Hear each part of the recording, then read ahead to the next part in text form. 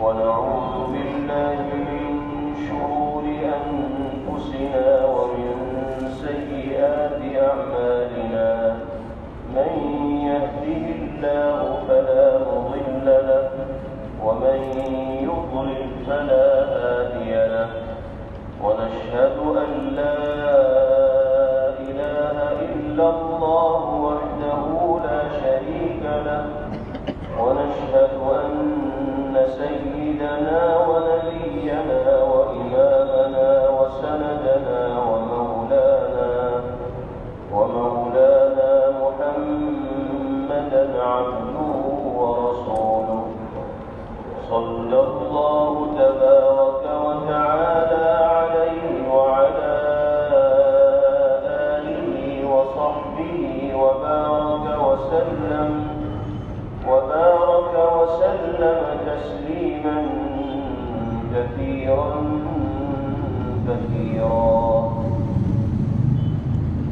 أما بعد فأعوذ بالله من الشيطان الرجيم بسم الله الرحمن الرحيم ولن ترضى عنك اليهود ولا النصارى حتى تتبع ملتهم قل إن هدى الله هو الهدى ولئن اتبعت أهواءهم بعد الذي جاءك من العلم ما لك من الله من ولي ولا نصير صدق الله مولانا العلي العظيم.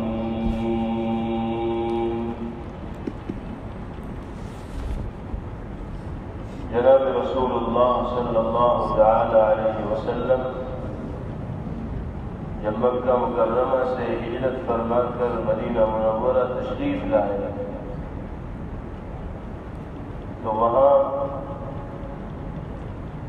یہود و نصارہ کا غلبہ تھا اور ان کی چودراہٹ اور تسلط وہاں پر قائم تھا. نبی کریم علیہ السلام نے ان تک ایمان کی دعوت پہنچائی, اللہ کے پیغام کو عام کیا,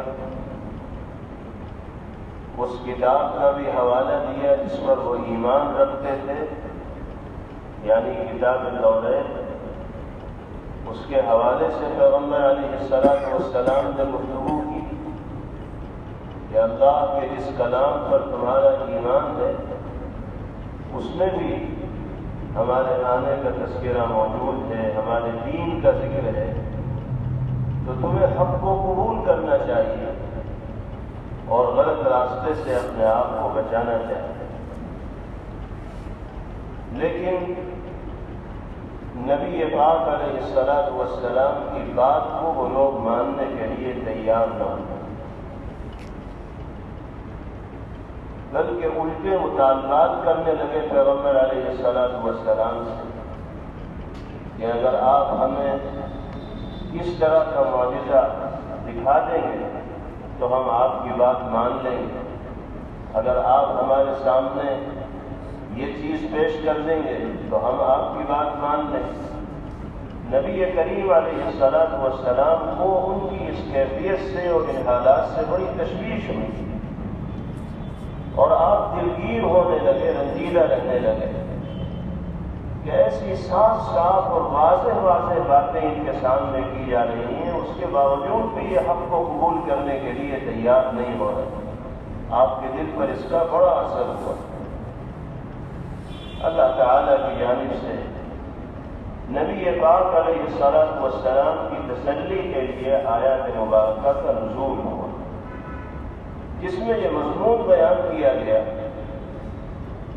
کہ آپ کو رنجیدہ اور فکرمند ہونے کی ضرورت نہیں ہے. آپ کا کام دین کی دعوت دینا ہے, ہمارے پیغام کو دنیا میں بسنے والے لوگوں تک پہنچانا ہے, کون آپ کی بات مانے گا، کس کے دل میں ہدایت کا نور روشن ہوگا یا نہیں ہوگا، اس کو آپ ہمارے اوپر چھوڑ دیں۔ جہاں تک یہود و نصارہ کا معاملہ ہے تو یہ تو اس وقت تک آپ سے خوش نہیں ہوں گے جب تک آپ ان کے طریقے کو اختیار نہیں کریں۔ ان کے جو عزائم ہیں، ان کے جو ارادے ہیں، ان کے جو مقاصد ہیں وہ ہم جانتے ہیں۔ یہ صرف یہ چاہتے ہیں کہ مدینہ منورہ اور اس کے آس پاس کے علاقوں میں ان کی چودراہٹ، ان کا تسلط اور ان کا غلبہ قائم رہے۔ آپ کی ذات ایک آنکھ بھی ان کو برداشت نہیں، گوارا نہیں۔ یہ اس وقت تک آپ سے خوش نہیں ہوں گے جب تک آپ ان کے طریقے کو، ان کے برتاؤ کو، ان کے رویے کو، ان کی فکر کو، ان کے خیال کو تسلیم نہیں کرتے۔ اس لیے آپ تو کام کرتے رہیے، جس کے لیے ہدایت مقدر ہوگی وہ راہ راست پر آ جائے گا، اور جس کے لیے دنیا اور آخرت دونوں جہاں میں عزت و خالی مقدر کر دی گئی ہے، تو آپ زبردستی کسی کے دل میں ہدایت کا نور پیدا نہیں کر سکتے۔ چنانچہ ارشاد فرمایا گیا وَلَن تَرْضَىٰ عَنكَ الْيَهُودُ وَلَا النَّصَارَىٰ حَتَّىٰ تَتَّبِعَ مِلَّتَهُمْ۔ یہود و نصارہ آپ سے راضی اور خوش ہو ہی نہیں سکتے جب تک کہ آپ ان کی ملت کو، ان کے طریقے کو، ان کے دین کو، ان کے فکر کو قبول نہ کرنے، اختیار نہ کرنے۔ اور ایسا ہو نہیں سکتا کہ آپ ان کے طریقے کو اختیار کرنے والے بن جائیں۔ آپ کو علی الاعلان لوگوں تک یہ پیغام پہنچا دیجیے، قُلْ إِنَّ هُدَى اللَّهِ هُوَ الْهُدَىٰ۔ آپ کہہ دیجیے، بلا خوف و خطر کہیے اور ڈنکے کی چوٹ پر کہیے کہ ہدایت تو وہی ہے جو اللہ کی جانب سے دستور حیات اور طریقہ زندگی کے طور پر عطا کی ہے۔ قرآن مقدس کی شکل میں جو ضابطۂ حیات باری تعالیٰ نے عطا فرمایا ہے، ہدایت تو اسی ضابطے کے مطابق زندگی گزارنے میں ملے گی۔ جس پیغام کو، جس دین کو، جس شریعت کو لے کر اللہ رب العزت والجلال نے مجھے دنیا میں انسانیت کے درمیان بھیجا ہے، اب نجات صرف اور صرف اسی دین و شریعت کو اختیار کرنے ہیں۔ آپ ان کی باتوں میں ہرگز نہ آئیے اور ان کے دباؤ کو کسی بھی طور پر تسلیم کرنے والے نہ بنیے، اور لوگوں میں یہ اعلان کر دیجیے کہ اللہ کی طرف سے جو دستور قرآن کی شکل میں عطا کیا گیا ہے، ہدایت و کامیابی، عزت و سرفرازی انسان کو اسی راستے پر چل کر ملے گی۔ قرآن پاک کی اس آیت میں یہود و نصارہ کی جو فکر بیان کی گئی، ہر زمانے میں جہاں بھی اسلام دشمن طاقتوں کا غلبہ ہوتا ہے وہ اسی فکر کے حامل دکھائی دیتے ہیں۔ صرف یہود و نصارہ ہی کی قید نہیں، بلکہ اسلام کے خلاف جو طاقتیں بھی دنیا میں برسر پیکار ہیں، یہ کسی بھی دوسرے مذہب سے تعلق رکھنے والے لوگ ہیں، جہاں وہ اکثریت میں ہوتے ہیں اور غلبہ ان کا ہوتا ہے، تسلط ان کا ہوتا ہے، وہاں وہ یہی چاہتے ہیں کہ دوسرے لوگ بھی ہماری تہذیب کو قبول کرنے والے بن جائیں، ہماری ملت میں داخل ہو جائیں، ہمارے طریقے کو اختیار کرنے والے بن جائیں، تو پھر ہمارا اور ان کا کوئی جھگڑا نہیں رہے۔ آپ اپنے ملک کی صورتحال کو دیکھ رہے ہیں، کیسا ماحول بنانے کی کوشش کی جا رہی ہے، اور کس طرح کی ذہنیت، کس طرح کا کلچر، کس طرح کا سماج تیار کرنے کی کوشش کی جا رہی ہے۔ جو ان کی ہاں میں ہاں ملائے، ان کے طریقے کو اختیار کرے، ان کے افکار و خیالات کو اپنانے والا بنے، اس سے وہ راضی اور خوش نہیں، اور جو ان کے طریقہ کار کی مخالفت کرتا ہے اس سے وہ ناراض ہوتے ہیں، اس کو ستاتے ہیں، اس پر ظلم کرتے ہیں، اس پر زیادتی کرتے ہیں۔ ہر زمانے میں اسلام دشمن طاقتوں کی یہی کیفیت رہی ہے اور یہی صورتحال ہے۔ لیکن مسلمان کو اور مومن کو اللہ پاک نے یہ سبق سکھایا ہے کہ حالات چاہے جیسے خطرناک ہوں اور چاہے کیسی دشمن طاقتیں تمہارے سروں پر مسلط ہوں، اپنے ایمان کا سودا کرنے کے لیے کبھی تیار نہ ہو۔ جینا بھی ایمانی جذبات کے ساتھ اور مرنا بھی ایمانی جذبات کے ساتھ۔ دنیا کی یہ زندگی تو بہت چھوٹی سی عارضی ہے، ختم ہونے والی۔ اس کے بعد برزخ کی زندگی ہے جو بہت لمبی ہوگی، اور پھر آخرت کی زندگی ہے جس کی کوئی انتہا نہیں۔ حقیقی زندگی تو وہی ہے۔ دنیا کی یہ زندگی تو عارضی ہے، چند لمحوں میں بھی ختم ہو سکتی ہے، چند مہینوں میں بھی ختم ہو سکتی ہے، چند سالوں میں بھی ختم ہو سکتی ہے۔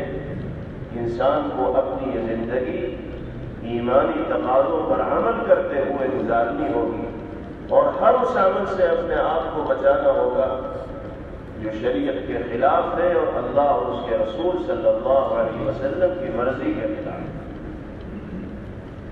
اس کے بعد پیغمبر علیہ السلام کو خطاب کر کے ایک بہت ہی اہم بات وعید کے طور پر باری تعالی نے ارشاد فرمایا، اور یہ فرمایا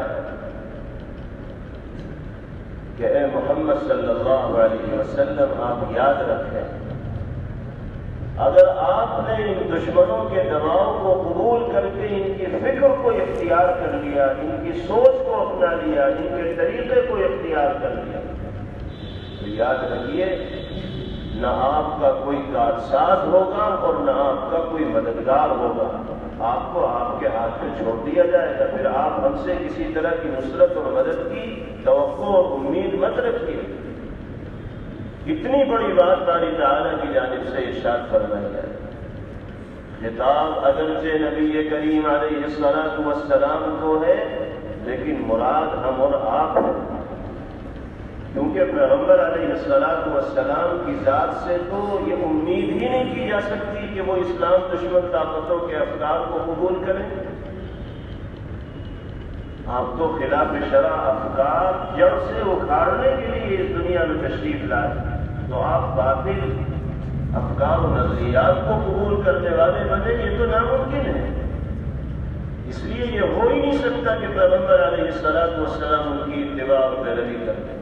خطاب اگرچہ نبی پاک علیہ السلام کو ہے، لیکن مراد ہم اور آپ ہیں، اور قیامت تک آنے والے انسان ہیں، اور اللہ کی طرف سے یہ دھمکایا جا رہا ہے کہ اگر تم نے ان کے فکر کو، ان کے طریقے کو اختیار کیا تو پھر یاد رکھو ہمارا تمہارا کوئی رابطہ اور تعلق نہیں رہے گا، زندگی کے کسی موڑ پر ہماری مدد اور نصرت کے امیدوار مت رہے۔ اس طرح کی تعبیر قرآن پاک میں دوسرے مقامات پر بھی باری تعالیٰ نے استعمال فرمایا، جسے ایک جگہ ارشاد فرمایا لَئِنْ أَشْرَكْتَ لَيَحْبَطَنَّ عَمَلُكَ وَلَتَكُونَنَّ مِنَ الْخَاسِرِينَ۔ پیغمبر علیہ السلام سے کہا جا رہا کہ اگر آپ نے شرک کیا تو ہم آپ کے سارے اعمال کو حبط اور ضائع کر دیں گے، اور آپ خسارے اور نقصان اٹھانے والے لوگوں میں سے ہوں۔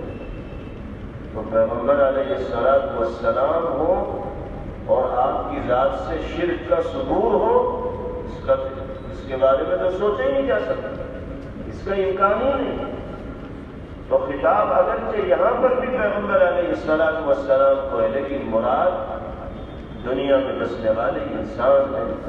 یہ شرک اتنا بڑا جرم ہے کہ اگر کوئی اس کا ارتکاب کرے گا تو پھر اس کی کوئی نیکی نہیں رہے گی، بلکہ وہ خسارہ اور نقصان اٹھانے والے لوگوں میں سے ہوگا۔ اسی طرح یہاں پر بھی پیغمبر علیہ السلام سے کہا جا رہا ہے کہ اگر آپ نے ان کی بات مان لی، ان کے دباؤ کو قبول کر لیا، ان کے کلچر کو اور ان کے طریقہ کار کو اختیار کر لیا، تو یاد رکھیے ہم پھر نہ آپ کے لیے کارساز بنیں گے اور نہ آپ کے ناصر و معین اور مددگار ہوں۔ وَلَئِنِ اتَّبَعْتَ أَهْوَاءَهُم بَعْدَ الَّذِي جَاءَكَ مِنَ الْعِلْمِ مَا لَكَ مِنَ اللَّهِ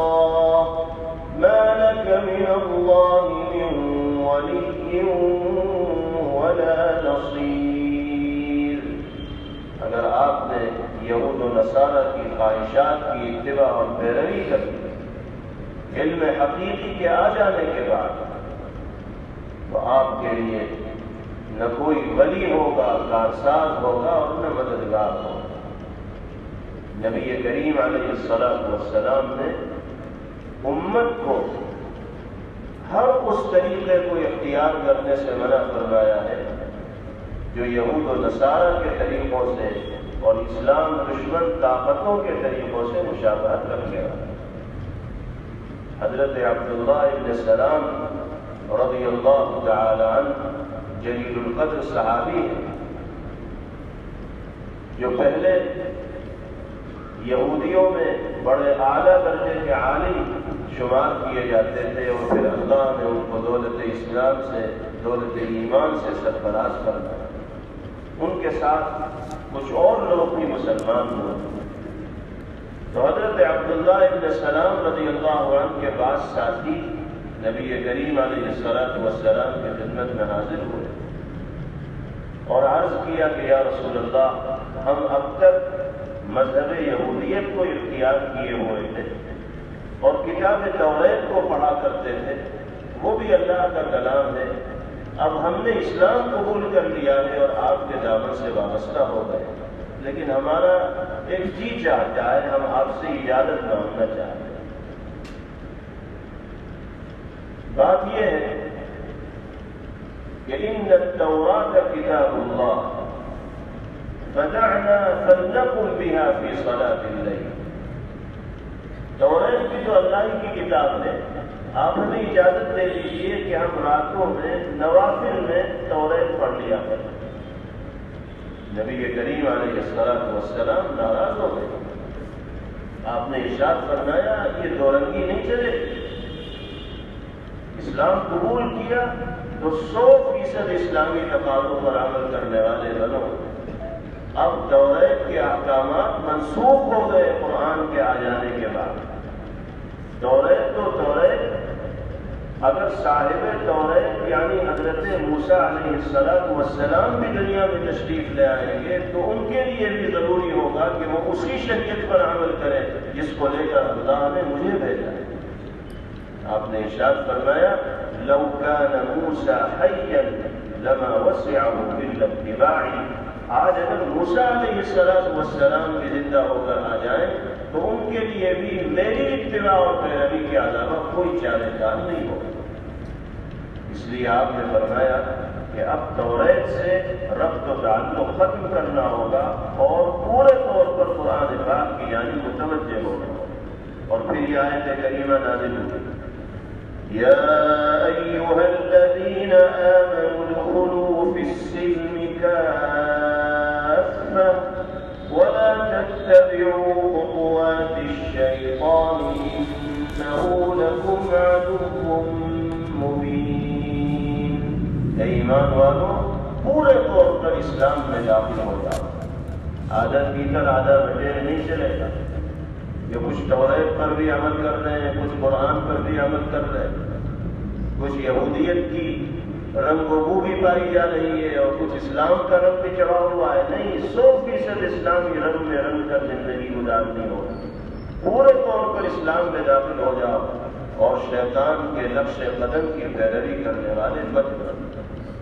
تو نبی کریم علیہ السلام نے امت مسلمہ کو ہر اس عمل سے بچنے کی تلقین کی ہے جو غیروں کے طریقوں سے مشابہت رکھنے والا۔ چنانچہ اسی سلسلے میں پیغمبر علیہ السلام نے صحابہ کرام رضوان اللہ علیہم اجمعین کو ایک نصیحت فرمائی اور ارشاد فرمایا لا تشبہوا بالیہود ولا بالنصارى فإن تسلیم اليہود بالاصابع وتسلیم النصارى بالاکف۔ یہود و نصارہ کی اور اسلام دشمن طاقتوں کی مشابہت اختیار کرنے والے مت بنو۔ سلام میں بھی ان کی مشابہت اختیار مت کرو۔ فرمایا کہ یہودیوں کے سلام کا طریقہ یہ ہے کہ وہ انگلی کے اشارے سے سلام کر لیتے اور عیسائیوں کے سلام کا طریقہ یہ ہے کہ وہ ہتھیلی کے اشارے سے سلام کرتے ہیں۔ تمہیں نہ انگلی کے اشارے سے سلام کرنا، نہ ہتھیلی کے اشارے سے سلام کرنا، تمہیں تو زبان سے سلام کے کلمات ادا کرنا ہے۔ اگر تم نے انگلی سے سلام کا کام چلانا شروع کیا یا ہاتھ کے اشارے سے سلام کا کام چلانا شروع کیا تو اس کا مطلب تم غیروں کی مشابہت اختیار کر رہے ہو اور اس طریقے کو چھوڑ رہے ہو جو اللہ نے قرآن مقدس کے ذریعے اور نبی آخر الزماں صلی اللہ علیہ وسلم کے ذریعے تمہیں عطا کرنا ہے۔ یہ ہدایت بھی پیغمبر علیہ السلام نے اسی لیے دی۔ تو ہمیں سلام کے وقت ہتھیلی کا استعمال نہ کرنا چاہیے، جیسے عام طور پر لوگ ہاتھ کے اشارے سے سلام کر لیتے ہیں۔ اگر وہ آدمی جس سے سلام کیا جا رہا ہے اتنی دور ہے کہ اسے ہماری آواز نہیں پہنچے تو فقہا فرماتے ہیں کہ زبان سے بھی سلام کر سکتا ہے اور ساتھ ساتھ اشارہ بھی کر سکتا ہے۔ صرف اشارہ نہ کرے، زبان سے بھی سلام کرے۔ اگر صرف اشارہ کرے گا تو یہ نصارہ کی مشابہت ہوگی، اور اگر اشارے کے ساتھ ساتھ سلام کا جملہ بھی زبان سے ادا کر رہا ہے تو پھر اس میں مشابہت نہیں ہوگی۔ اس کا خیال رکھنا چاہیے۔ اسی طریقے سے دوسری چیز پیغمبر علیہ السلام نے ارشاد فرمائی کہ سحری کھایا کرو، تسحروا فإن فی السحور برکۃ۔ روزہ رکھنے کا ارادہ ہو تو سحری کیا کرو اور سحری کھانے میں برکت ہے۔ اور پھر فرمایا فصل ما بین صیامنا وصیام اہل الکتاب اکلۃ السحر۔ فرمایا کہ ہمارے روزوں کے درمیان اور اہل کتاب کے روزوں کے درمیان فرق یہ ہے کہ ہم سحری کھاتے ہیں، ان کے یہاں سحری کھانے کا کوئی اہتمام نہیں ہوتا۔ وہ روزہ رکھتے ہیں تو رات میں پیٹ بھر کھا لیا، اب اگلے دن غروب کے وقت افطار کریں گے، یہی ان کا روزہ ہو گیا۔ سحری کا اہتمام نہیں ہے، سحری کا اہتمام مذہب اسلام میں پیغمبر علیہ السلام نے فرمایا کہ تم سحری ضرور کیا کرو تاکہ تمہارے عمل میں اہل کتاب کے عمل کی اور غیروں کے عمل کی مشابہت نہ آ جائے۔ اسی طرح نبی پاک علیہ السلام نے تیسری بات ارشاد فرمائی کہ افطار میں جلدی کیا کرو، جیسے ہی افطار کا وقت ہو فوراً افطار کیا جائے، کیونکہ افطار میں تاخیر کرنا، افطار میں دیری کرنا یہ اہل کتاب کا، یہود و نصارہ کا طریقہ ہے اور ان کا عمل ہے، اور ان کے طریقے اور ان کے عمل کو اختیار کرنے سے منع کیا ہے۔ جناب رسول اللہ صلی اللہ علیہ وسلم نے ارشاد فرمایا لا يزال الدين ظاهرا ما عجل الناس الفطر لأن اليهود والنصارى يؤخرون۔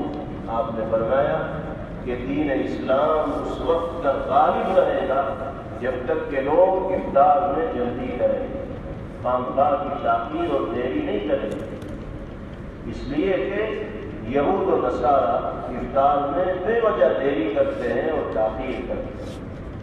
تو یہ سب ہدایات نبی پاک علیہ السلام نے اسی لیے دی ہیں تاکہ غیروں سے ہماری کوئی مشابہت نہ رہے۔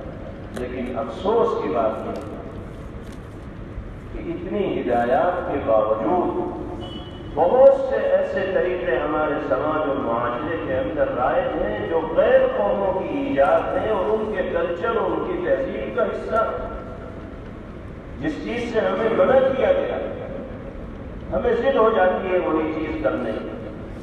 قرآن میں اتنی سخت وعید ہے وَلَئِنِ اتَّبَعْتَ أَهْوَاءَهُمْ، اگر ان کے طریقے پر چلو گے تو پھر یاد رکھنا ہمارا تمہارا کوئی رشتہ اور تعلق نہیں رہے گا، تمہیں تمہارے ہاتھ میں چھوڑ دیا جائے گا، ہم سے مدد کی امید مت رکھنا۔ اس سے سخت دھمکی اللہ کی طرف سے اور کیا ہو سکتا ہے؟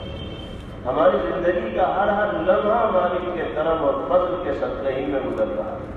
اگر اللہ نے اپنے کرم کا ہاتھ کھینچ لیا تو شاید ایک سانس بھی ہم اس دنیا کے اندر جی نہ سکے، زندگی نہ بتا سکے۔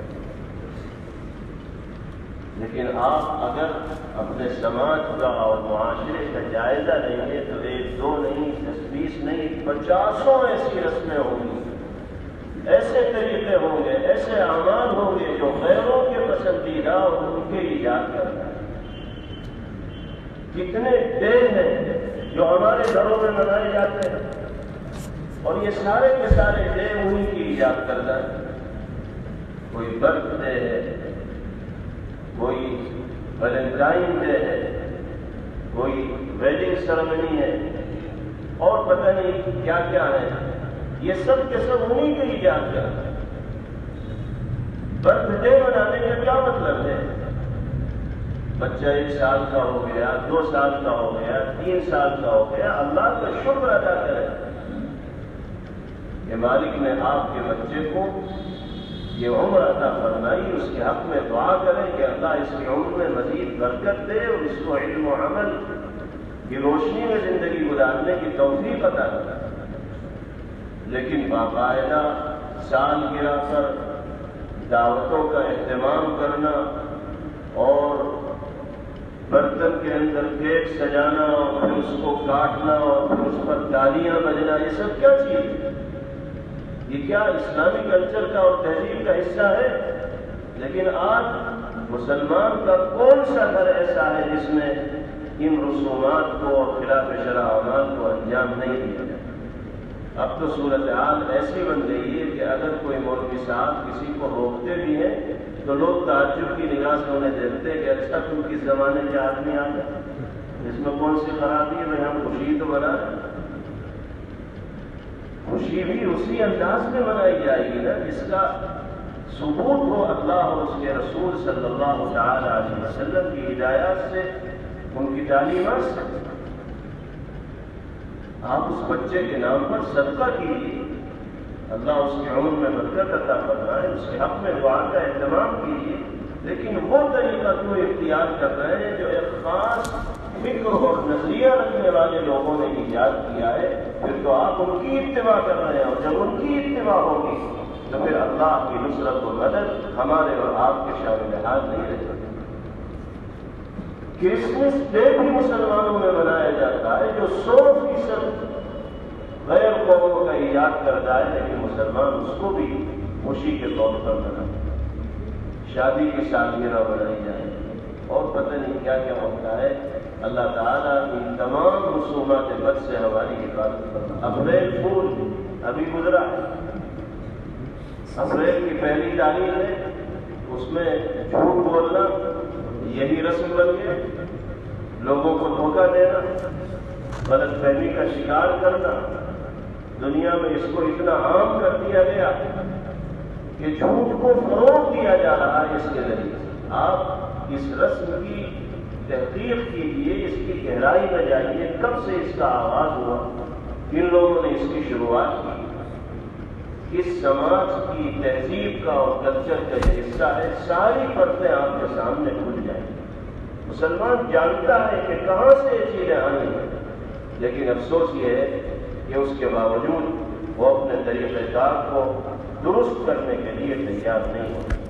اس کے علاوہ ہمارا لباس، ہماری وضاحت، ہمارے بالوں کے اسٹائل، ہمارے جسم پر آنے والے کپڑے، یہ سب کے سب اسی کلچر کا حصہ ہوتے ہیں جو اسلام دشمن طاقتوں کا کلچر ہے، غیر قوموں کا کلچر ہے، ان کی تہذیب۔ ہم اپنی شناخت اور پہچان کو مٹا رہے ہیں اور دوسروں کی شناخت اور پہچان کو اپنا رہے ہیں۔ نتیجہ یہ ہو رہا ہے کہ ہم گم ہو رہے ہیں اور وہ غالب آتے چلے جاتے ہیں، اور یہی ان کا مقصد بھی۔ وَلَن تَرْضَىٰ عَنكَ الْيَهُودُ وَلَا النَّصَارَىٰ حَتَّىٰ تَتَّبِعَ مِلَّتَهُمْ۔ یہ لوگ اس وقت تک آپ سے خوش نہیں ہوں گے جب تک آپ ان کے طریقے کو نہیں اپنا لیں گے۔ تو ہم نے تو سارے طریقے اپنانے شروع کر دیے، جب طریقے اپنائیں گے تو ان کی رضا اور خوشنودی حاصل ہوگی۔ ایک مسلمان کو صرف اور صرف اللہ کی رضا حاصل کرنے کی کوشش کرنی ہے۔ قرآن پاک میں ارشاد فرمایا ہے وَلَا تَرْكَنُوا إِلَى الَّذِينَ ظَلَمُوا فَتَمَسَّكُمُ النَّارُ وَمَا لَكُم مِّن دُونِ اللَّهِ مِنْ أَوْلِيَاءَ ثُمَّ لَا تُنصَرُونَ۔ اللہ تعالی ارشاد فرما رہے ہیں کہ گنہگار لوگوں کے طریقے کی جانب میلان بھی اپنے دل میں مت پیدا کرو، ان جیسے طریقے کو، ان جیسے اعمال کو اختیار مت کرو۔ اگر تم ان جیسے بنو گے فتمسکم النار، تو جیسے وہ جہنم کی آگ کا ایندھن بنیں گے ایسے ہی تمہیں بھی ایندھن بننا پڑے گا۔ اور اللہ کے سوا کوئی کسی کا ولی اور کارساز نہیں ہو سکتا۔ اور جب باری تعالیٰ کی نصرت سے انسان محروم ہو جائے گا تو لا تنصرون، تمہاری کسی کے ذریعے مدد نہیں کی جا سکتی۔ مدد کرنے والی ذات تو صرف اسی کی، اس کی مدد اگر چاہتے ہو تو اس کی منشا کو پورا کرو۔ اللہ تعالی ہم سب کو اپنی مرضی اور منشا کے مطابق زندگی گزارنے کی توفیق عطا فرمائے، اور ہر طرح کی رسومات بد سے، خلاف شرع اعمال سے اور غیر قوموں کے کلچر سے اور تہذیب سے باری تعالی ہم سب کی حفاظت فرمائے۔ وآخر دعوانا ان الحمد للہ رب العالمین۔ Thanks for watching. Don't forget to like, comment, share and subscribe to Al Wahid channel.